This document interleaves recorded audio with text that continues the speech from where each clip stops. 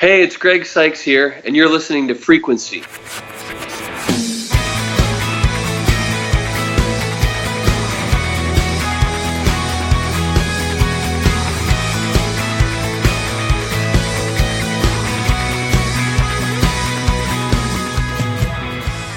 Hey, welcome back, everyone, to the Frequency Podcast. Man, has it been a while, and it's good to check in with my good buddy, Joe. How's it going, Joe? It's a beautiful summer here in the Pacific Northwest. I really don't have anything impressive to say. We've been talking for almost a half an hour, and then it's like, oh, hey, we should probably record.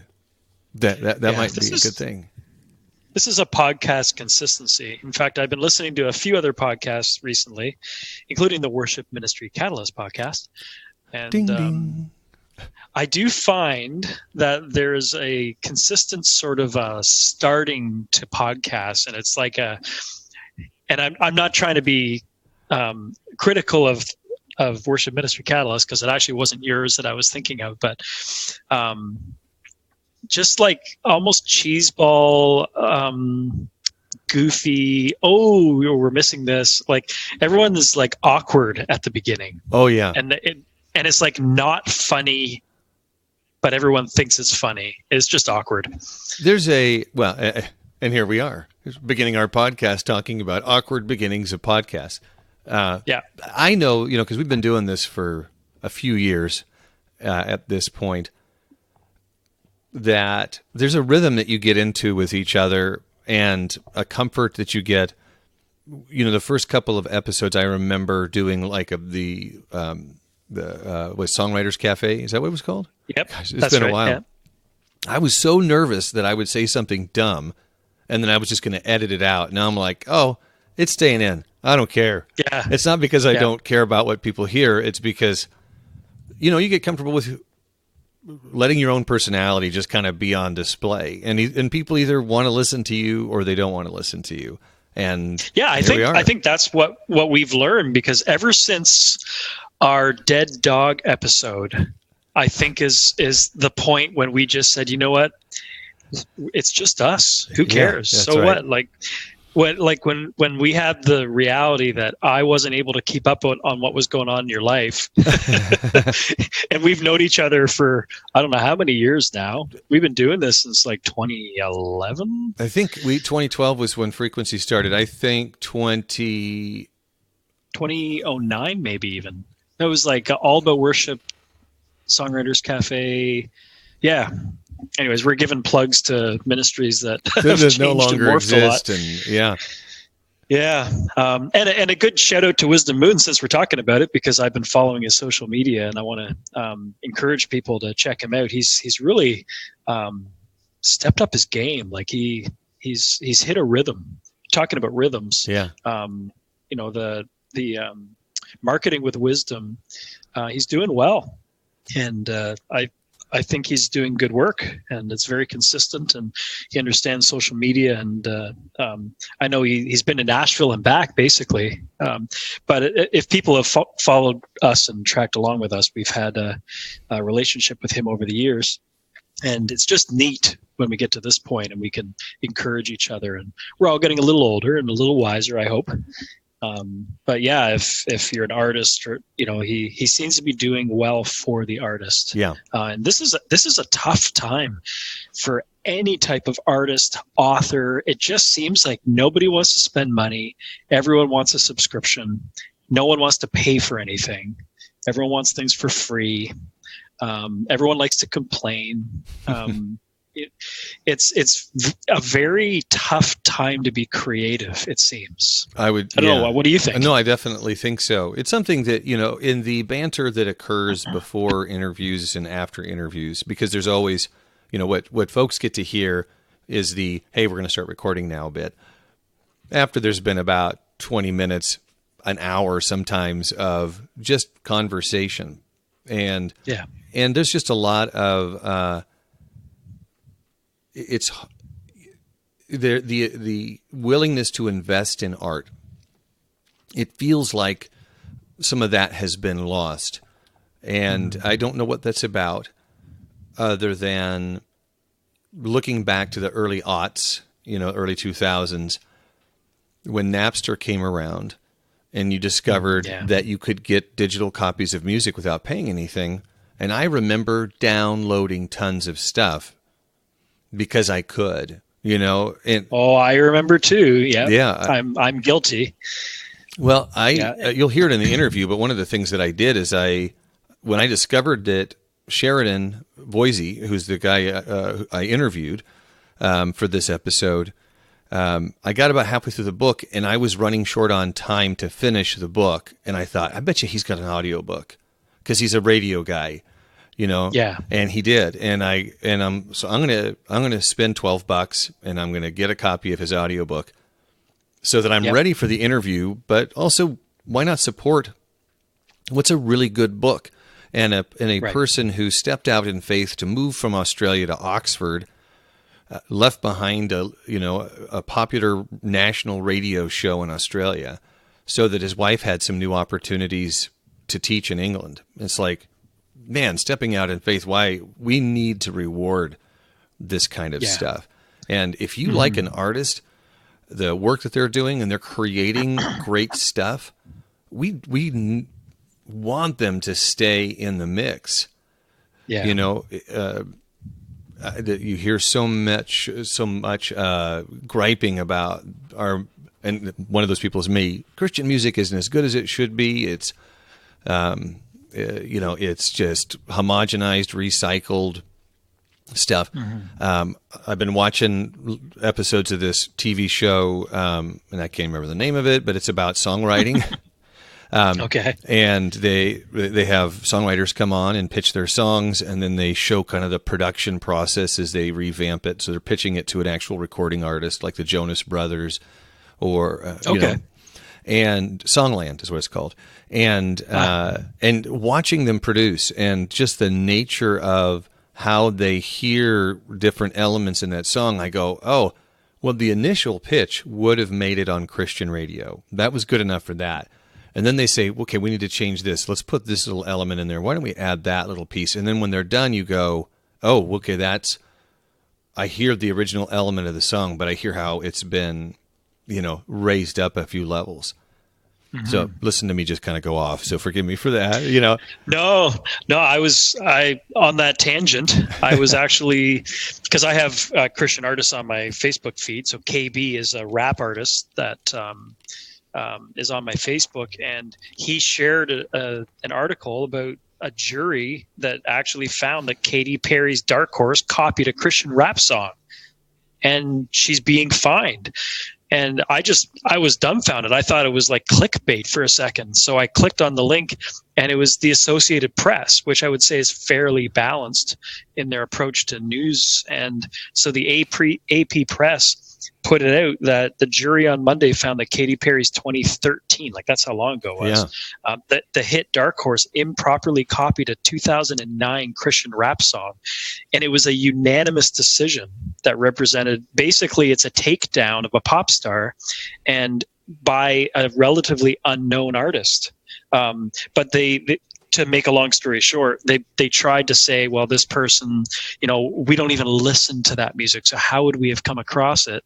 And then the jury basically said, there's millions of hits on this song. Anyone could have listened to it. It's on YouTube. It's on every streaming service. So there's no way that they would have not been exposed to it in some way. And the hook and the beat and everything were what they were challenging. The reason I think it's interesting also is that the article didn't pick out that Katy Perry actually was in the Christian realm and was part of, I think it was Acquire the Fire in Canada, because I have a friend who is an artist who was on the same platform with her when she was a different name. And they omitted that. At least it wasn't part of the article. So she would definitely have understood and known and been around Christian music. And that's the irony of it. But they tried to say that they wouldn't have had any exposure to it. But that's what happens when an artist gets elevated to a point where it's sort of just out there. You're not like a Christian artist. You're just an artist. Right.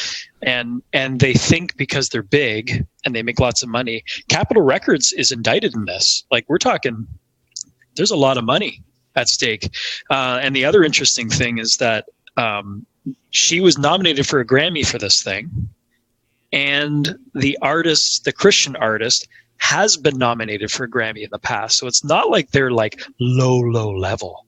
Like this person, like it even matters, right? You know, yeah.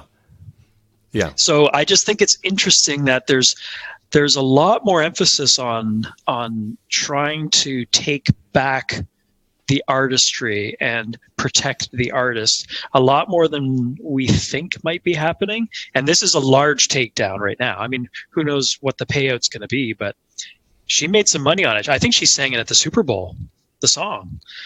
So you're talking some performance rights. So I just thought it was an interesting thing that I read this week that I was shocked by. So the song, I think, was called Joyful Noise, a song the artist Gray released under the stage name Flame. I've never even heard of him. Yeah, you just named 3 things that I have no knowledge of. No, but the funny thing is there's millions of hits on these songs. If you're in that realm, right. It's popular. Just like my son who does Christian EDM, CEDM, they call it. And there's millions and millions of songs and hits, and there's whole festivals about it. But if you don't like EDM, it doesn't exist. Exactly. You know, it's just not on your radar. Now, we've been chatting for almost 12 minutes. We should probably get to the interview, unless we could just have this a full banter episode. Well, we need to dive into the interview, but I just think it's I'd love people to chime in and tell us what they think about, you know, are things getting better or worse in the music industry as far as being for the artist, or are there trends coming that we don't see right now? Like, is Spotify going to last? Because everyone's up in arms about how little the artist gets paid. Apple announcing they're not going to do iTunes anymore. That's big news. They started the whole digital download thing, legal digital download thing. That's right. Let me qualify that. So there's a lot of weird changes going on, big ones. And I'm curious to know what people think of it. And, you know, like, tell us what you think. Why in the world is YouTube one of the leading sources of listenership of music? It's because the graphics and the artists go with it, right? There's a visual. Any release that my son does, he puts a visualizer on an instrumental EDM song because it's more interesting. So it's funny how video is taking over even the audio world. So I'm curious to see what the next steps are. So anyways, I just wanted to throw that in there because we were talking. So, but we should dive right into the interview. Do you want to give a little precursor to the interview, Joe? No. Let's just dive right in. The interview is with author Sheridan Voysey. You will find out more about him as we talk about his book. And I don't want to spoil anything because it's about a half an hour of just great conversation with him. And you've heard a little bit about him as we've been chatting leading up to this, but really enjoyed chatting with him. A special book, in my opinion, and an easy read. You get to walk alongside the author as he experiences a change in life, and then recognize those changes in your own experiences. That's probably enough said. Let's dive right in.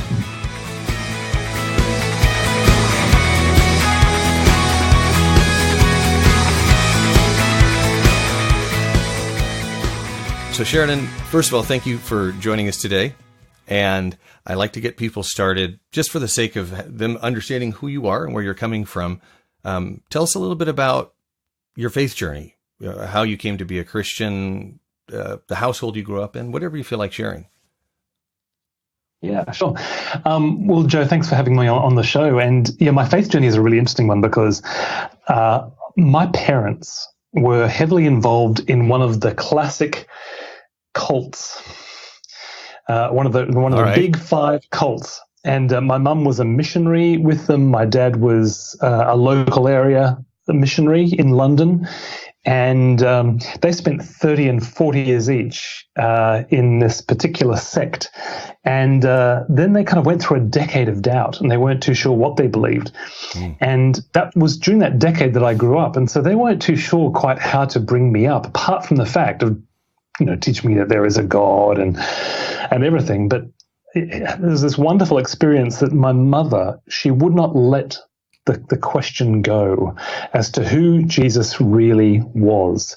Was he the Archangel Michael, as she'd been taught, or was he actually God in the flesh? And one day, you wouldn't believe it, she spent about 2 or 3 years with that question. Every morning she would open up, she had a Catholic Douay version of the Bible, she had a Good News version of the Bible, neither of which she was allowed to have, but she was able to smuggle those out. All right. And then she had her own denomination's version of the Bible, which had key verses changed. And anyway, through a long story short, she had this amazing encounter with God where she discovered who Jesus actually is, that he really is, I am in the flesh. And so during that time when that happened, I was in my late teens trying to start my life and find my acceptance and my value in nightclubs as a nightclub DJ. Right. Starting to get a bit of experience and a bit of success in my hometown of Brisbane. I started to kind of win some competitions and things, started to DJ at some raves.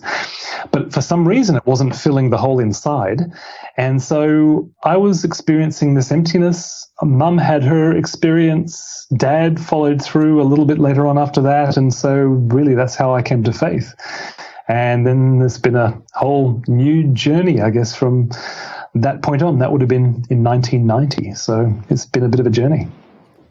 I think for each of us, there's a unique journey, and you've probably had the opportunity because you, as well as being an author, and we're going to come to your book in a minute, but you're also a speaker, and you worked in radio for a number of years, and so you're probably to a certain extent used to sharing your testimony. Is that fair to say? Yes, I have. Yeah, I mean, talk all the time, whether it be on the radio or, indeed at conferences or something. So yes, I do talk a lot, maybe sometimes too much. Well, I appreciate it. The reason I wanted you to come in to talk to the audience today is in March, and I want to acknowledge that it is now July. Just shortly in March, your book, The Making of Us. And I'll give you the full title to folks, Who We Can Become When Life Doesn't Go as Planned. That book was released in March. It showed up on my doorstep in late February. I was immediately intrigued, had every intention to read it, and it stayed on a shelf. It's just timely. The timeliness of the book was extraordinary for me, which I won't go into, but I saw that and thought, this is God speaking to me. Tell me, why was it timely for you? That's what makes me as an author sing when I find out that a book was timely for a reader. Well, I will share, and people who are listening probably already have some sense of this. But I had a job transition about 2.5 years ago, and if you're familiar with the word, the question or the book, "Who moved my cheese?" kind of thing. The nature of my job that I had worked for at this company for 11 years, it just changed to the point where I didn't really fit anymore. I went to work for one of my clients, and it was a humiliating and experience. Just it went very poorly, and I found myself at 47. My dad had just passed away a few months earlier. I found myself just at this point where I'm like, okay, I'm not working. I don't know what I want to do. I don't know what direction I should go with these things, these opportunities that seem to have been presented to me, and still grieving and feeling the shame of losing a job. And in the past year and a half has been very much my own kind of journey and my wife's journey, because she's alongside me, just as your wife has been alongside you. Mm-hmm. She had just had a change in career recently, not to a statistician as your wife. As my wife, yes. But just, yeah. But that change meant that there was a lot of flux in our household, and we've been trying to figure out, well, okay, what does God really intend for this time? What is he calling? And is it a lack of faith if I feel like I need to go toward what makes us more financially viable as a household, or going toward the things that I'm passionate about, and knowing that I could walk alongside you in your book. Because I feel like the way your book is written, we are walking alongside you, not just you and DJ, taking this, and we'll have to explain this in a minute, taking your pilgrimage, but to hear you talking to me as I walk next to you, as you explain some of the heartache and some of the things that you've experienced and the stories that you've heard from people. It felt like I got to walk shoulder to shoulder with a friend for a period of time and go, he knows what I feel, right, and how I've gone through this. And I think that's what makes your book very effective. Now, having shared that with you, I should give you an opportunity to tell people about your book. Give me that elevator speech. Yeah, well, I appreciate you saying that, Joe, because that's exactly what I was praying the book would do. It would actually be that kind of companion that comes alongside people when they're in those moments of deep transition, and asking two big questions. Who am I now? And what am I supposed to do now? So, the book is based around a pilgrimage that my friend DJ and I did from a little island in the north of England called Lindisfarne, which has a central place in the history of Christian faith coming to England. And then I would dare say, spreading out to Australia and to America and other countries from that particular point on. And so we're doing this 115-mile pilgrimage from Lindisfarne down to Durham in Durhamshire, and we're having these conversations. The backstory is a previous book called Resurrection Year, and that's where my wife and I really go into depth about what brought us to the United Kingdom in the first place, to have our year of starting again, our resurrection year. And that was 10 years trying to start a family, trying almost everything to do so and not being able to. Yeah. And then my wife really needing a new beginning at the end of that. And the only thing that she'd really wanted to do with her life, apart from become a mum, was to live and work overseas. And so when she got offered a job at the University of Oxford here, where we are now, we saw that as God's provision for a consolation prize, if you like. So we came over here. But that upended everything that was going well for me in Australia. Right. So when we left, we were in Sydney. I was hosting a national radio show out of Sydney. I had speaking opportunities. I had writing opportunities. And when I came to the UK, all of that dried up.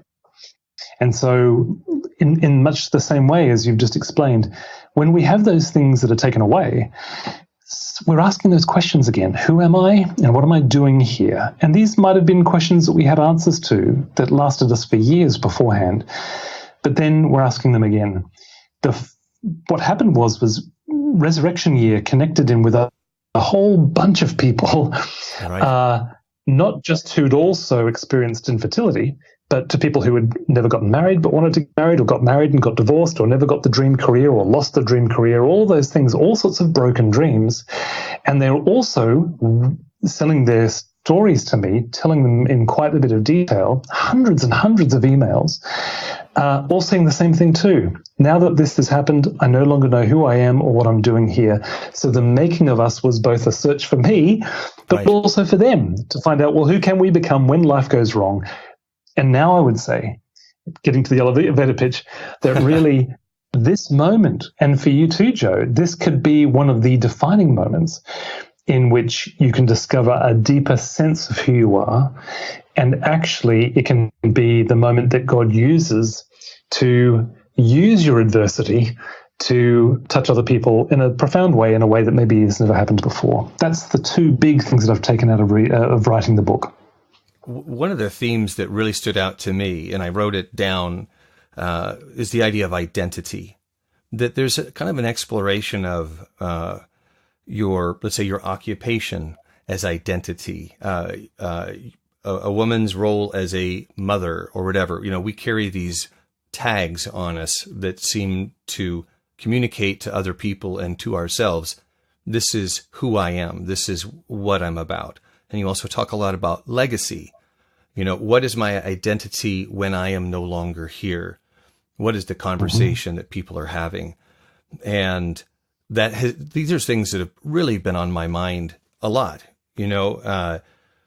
in the past 10 years of my marriage, and trying to strengthen it and make it, as good as it can possibly be, recognizing that part of what I had to do was submit to God and what he wants from me, and truly embrace my role as father, as husband, and ensure that is on top of these other identities that I'd taken on.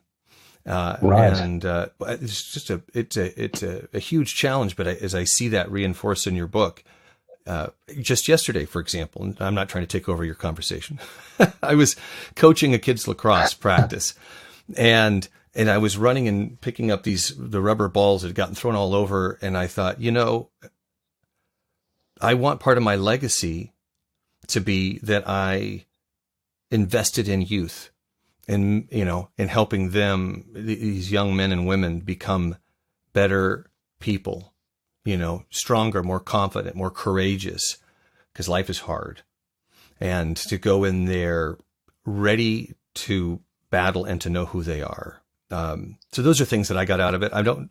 Right. Were those on your mind, the legacy and identity? Were those key pieces for you as you're putting this together?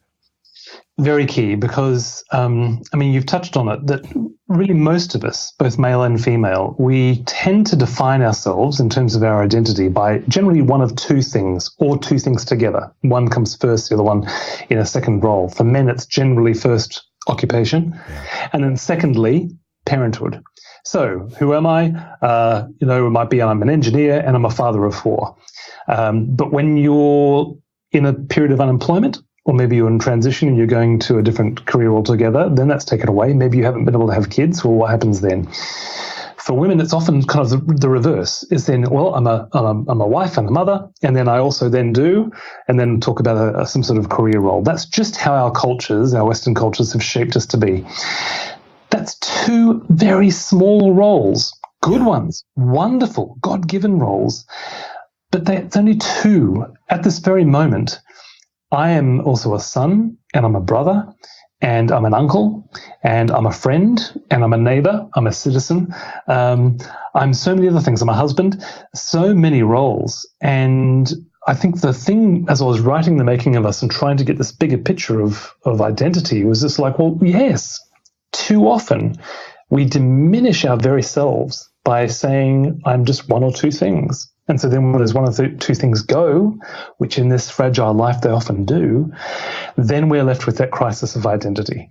Yeah. So number one, I would say we are much bigger than we ever thought that we were, not just in terms of roles, because that's definitely there in relationships, but what about our personality? Our very character, our idiosyncrasies. Why is it that I particularly love soul and funk from the years 1982 to 1987? The Daz Band, yeah. Daz Band, exactly. Like classic stuff, that really good stuff. Why is that a case for me? Well, somehow it's just a part of who I am, and it's the influences that I was given at the time, and I got hooked on bass and all those type things. But that somehow says something about me. Our vocations, our jobs do say something about us. They say something about our build and our capacities and our skills and everything like that.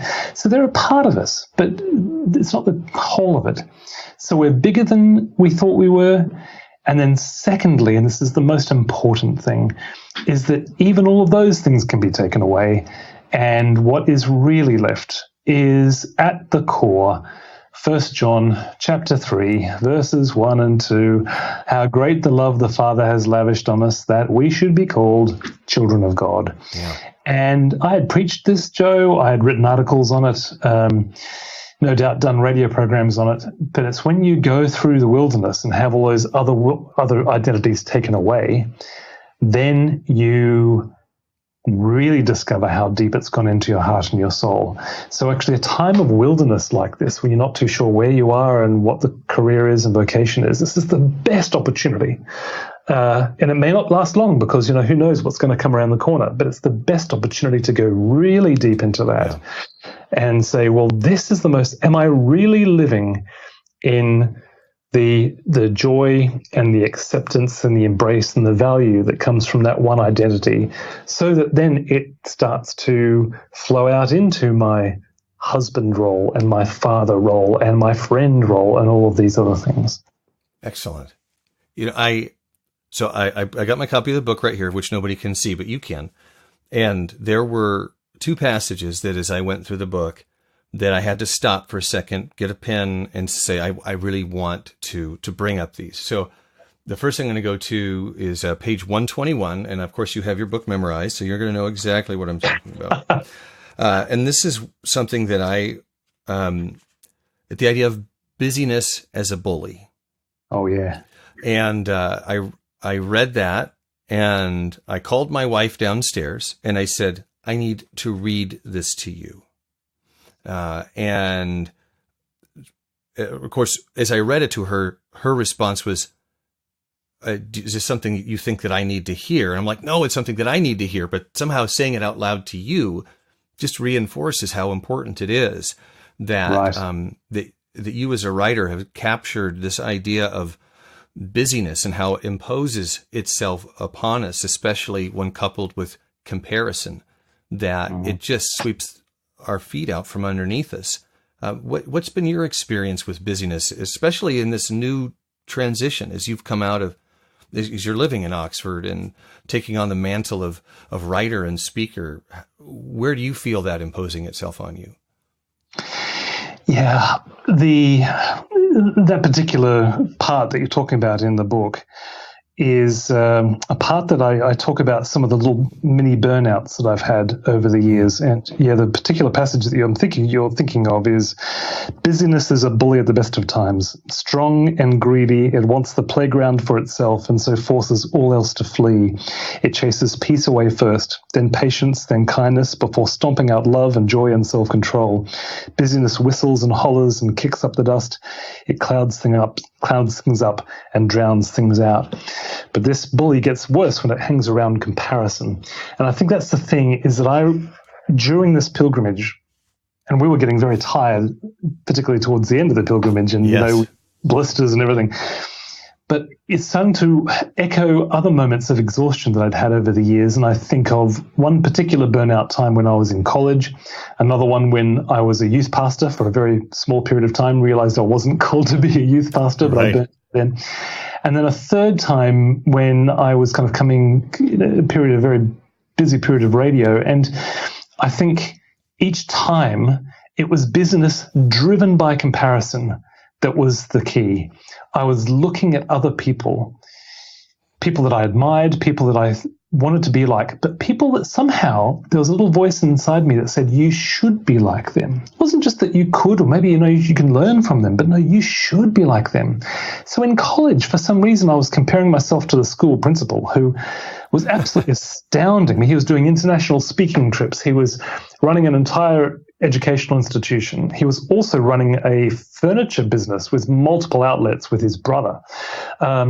He was sitting on various boards, mission boards and things like that. I didn't even think back then to think that he was also a husband and father. Right. And somehow I thought, well, he's doing all this. I should be able to do what I was doing, which was a bit of study and some counseling training and some radio work on the side. And yet I was struggling to do it. And yet somehow I thought that he was the benchmark. Why was that? Back when I was a youth pastor, I was comparing myself to other pastors and comparing myself to other youth workers, and they were doing it so well. Why was I doing that? And that led to busyness, because I had to work harder to get more results, to feel like I was significant, which then brings us back to the identity question. So it's a key thing, and we can actually say comparison's a liar, Yes. busyness is a bully, and we will not let them kick us around the playground anymore.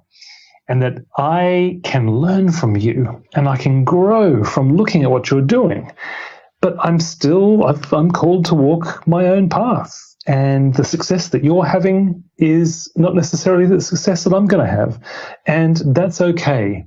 Let me do the best work that I can. Let me honor God in everything that I do. That's the key. That's the key. Otherwise, the comparison will drive us to drivenness, and that will burn us out real quick. Yeah, and it radiates to everything. It doesn't end with you. It's every relationship that you have is impacted, and generally not in a positive way by that. Well, that's exactly right. It actually robs us of time with other people, of course, because we, of course, just slip into workaholism. So that's the other thing too, is that most precious things, the best things, the most gospel things in our lives, which are relationships, then are diminished, certainly in our own view, if not in actuality. And then we find ourselves having no time for the very people that are there to ground us so that we don't go in these unhealthy directions. It's a really a downward spiral, if you allow it to be. Yeah. Yeah.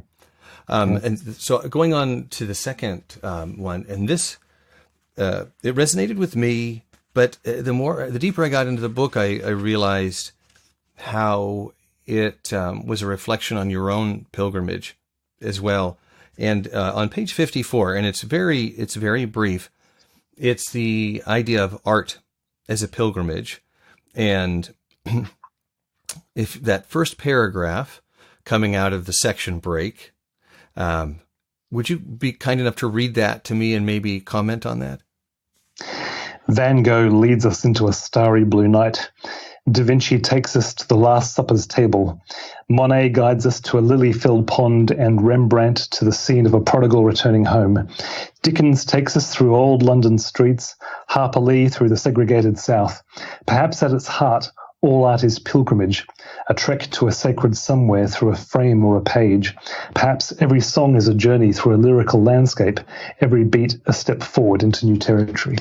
It's quite early on in the book. Like you said, it's page 54. And so we're just actually still in our first day of walking. And I'm just feeling pilgrimage in my body, because we have spent some time on this little tiny island, and then we've walked the mud flats back. We've crossed over back onto the mainland. We've started the pilgrimage proper.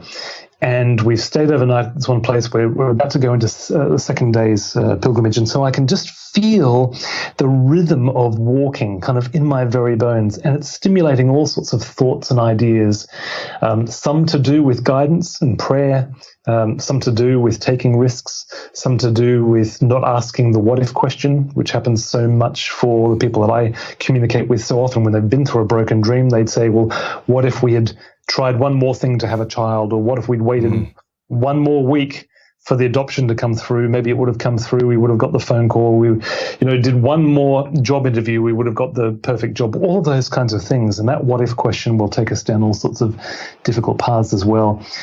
But I was also feeling that rhythm, and I was thinking about my love of art and music, and thinking, you know what, they really can be pilgrimages themselves. They take us to new places, don't they? A song takes us somewhere in 3 minutes, 47 seconds.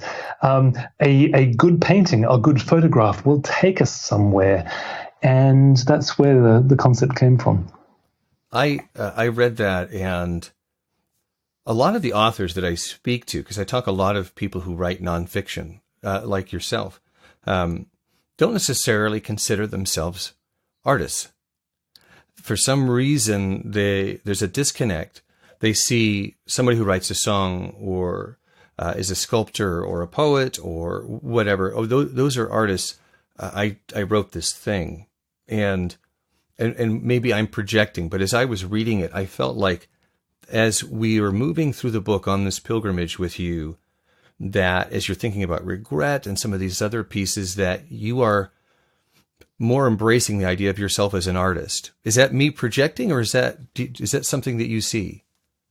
I don't think you're projecting at all, but I think you're drawing out something that I may not have clarified in those words, because as you know, later on in the pilgrimage, and I'm thinking about what I should focus on and whether I should go back into broadcasting as a host, because when I came back to the UK, I did have some opportunities, but they really weren't what I wanted to do. And something just seemed wrong about going back into broadcasting, even though I miss hosting every day, Joe, and I really miss it. And what came back to me as I kept on thinking about the past and what I did well and what I hadn't done well, and what I was good at and what I found boring or tedious, was this notion of creation. is that, I've had times where I've taught at Bible colleges and theological colleges and things like that. I've gotten bored within a couple of semesters because I am a teacher, but actually at the heart of my desire to communicate is to actually create something new to present to you. And so I think you're right. I think you've touched on something. I feel almost truest to who I am when I've been able to craft some words that actually are beautiful, not just simply contain some insight or truth, but they actually really are beautiful and lyrical, and there's something of imagination that's been inspired and fired by the things that I've written. So, I think you might have given me a gift there. Maybe it is that I've kind of come to see myself as an artist rather than simply a communicator, which is what I've generally thought of myself as. Well, I do think you're an artist. As I'm reading your book, the way that you put the words together, the word pictures that you paint are beyond somebody that has, and this is going to sound cynical, who has taken a series of blog posts and stuck them together, and then now it's a book. There's a thoughtfulness to it in the way that you flash back to certain points and recollections, but the way that you will describe a location or an individual that as people who I want to encourage to pick up this book, because I think even if you don't think it's for you, it probably is for you. It's probably for some people around you as well, that you will just see that there's an investment in prose that we don't see as much as we probably should. I just want to affirm you for some beautiful writing. Well, thank you, Joe. I do appreciate that, because this is hard work for me.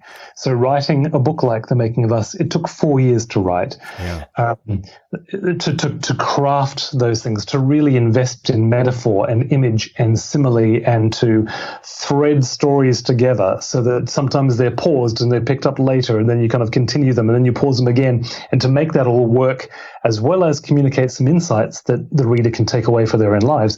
That, for me, just takes a lot of time.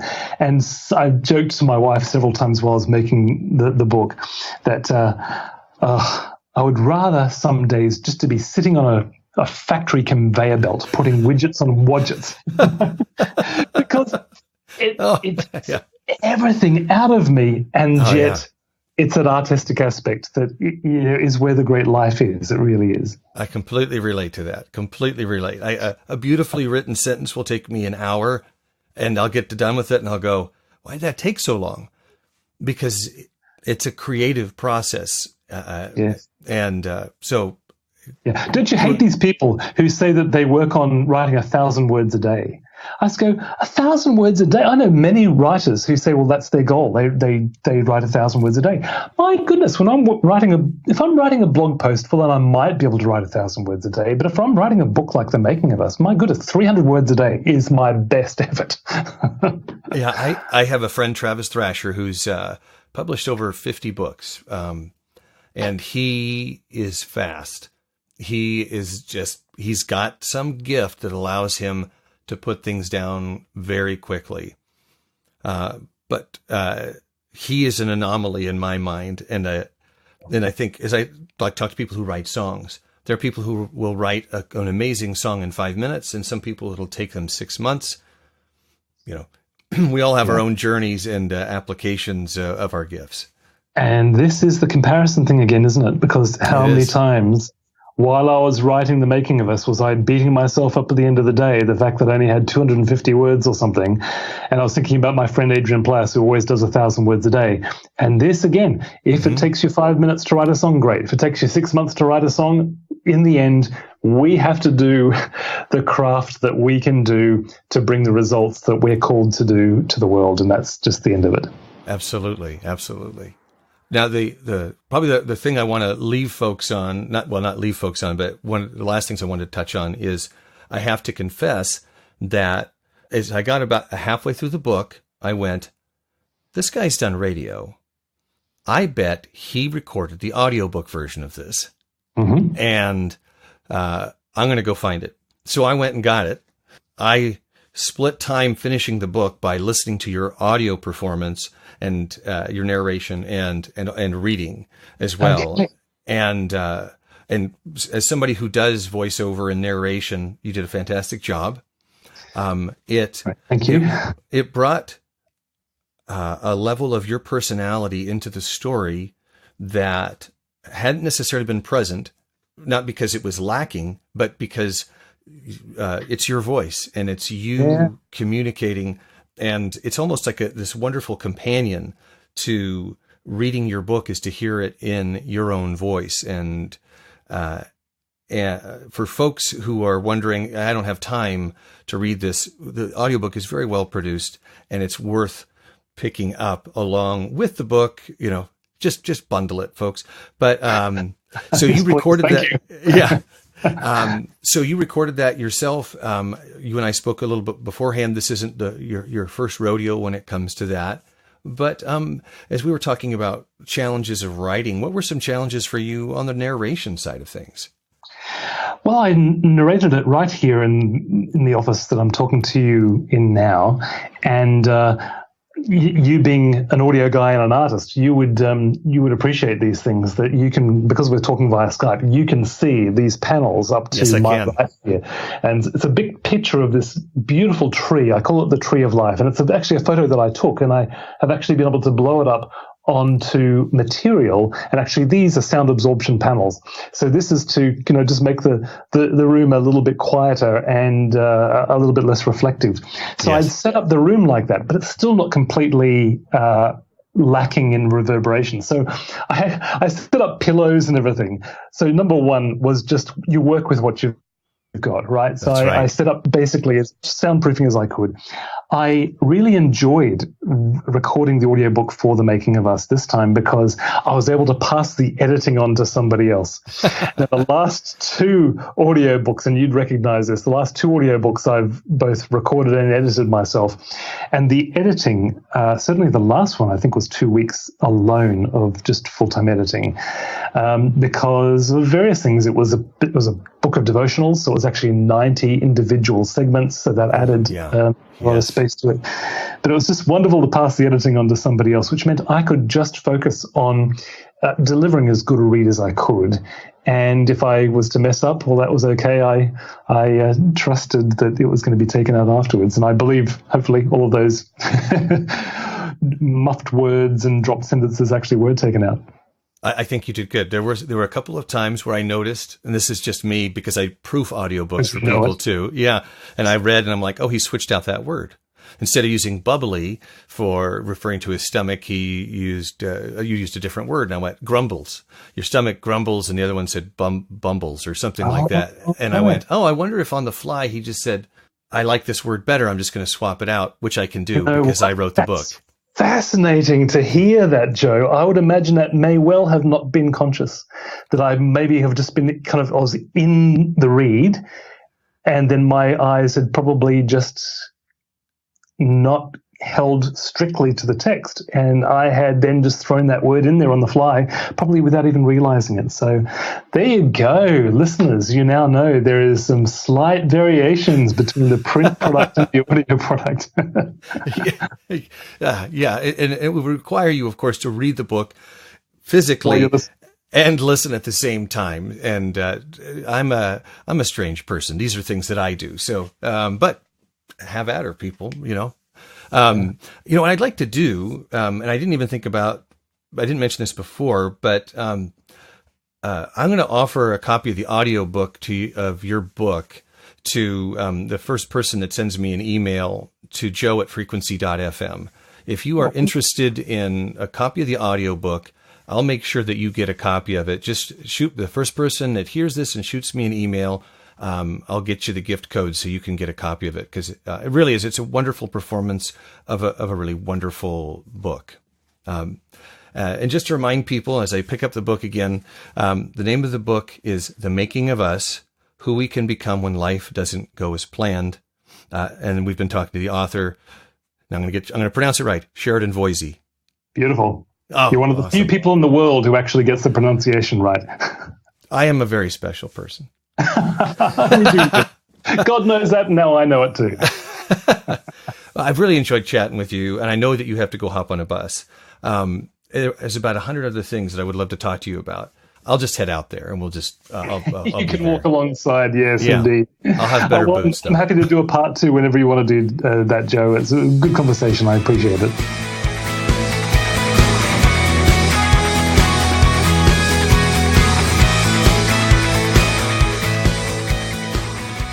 Well, that was my interview with author Sheridan Voysey. We did talk about maybe doing a part 2 at some point because there was just a lot of stuff that we could have talked about.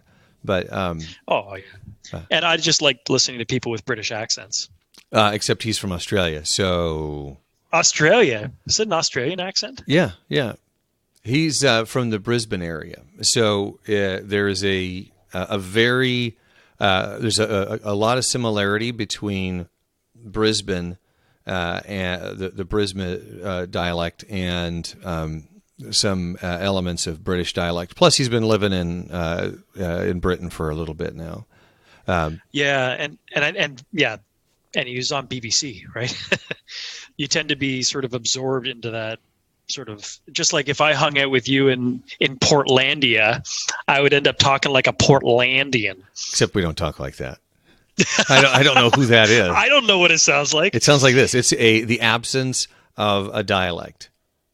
There's an actual term for it. It's like North American neutral, Okay. right? There's So sort of like Canadian.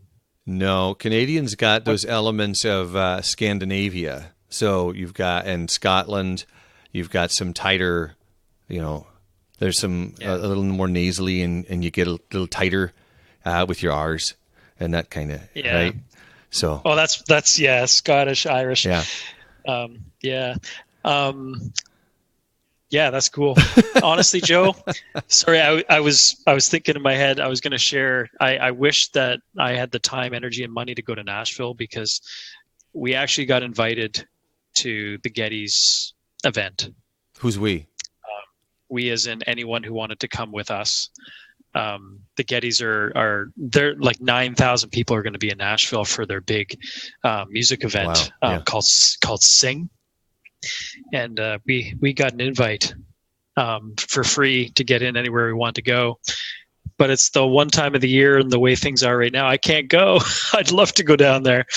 I'm not a huge Getty fan. Like, they're not like, wow, the Gettys, I want to go hear them. But the professionalism of their musicianship, I love. Yeah. The Celtic flair. They're going to actually do, it's very theological, which I like, but they just got so many different artists that are going to be there, of like Shane and Shane. And, I'd love to chat with those guys. So, anyways, it was just sort of a side note before we go. I would encourage people, if they are in the area, to go, just because it is such a diverse event. Mm-hmm. And I really love them. They've been very kind to us. I've been able to interact with them in person. She loves Prince Edward Island, and she's never been here. So I'm working on getting them here in November, because they're actually going to be an hour and a half away from me. Oh yeah.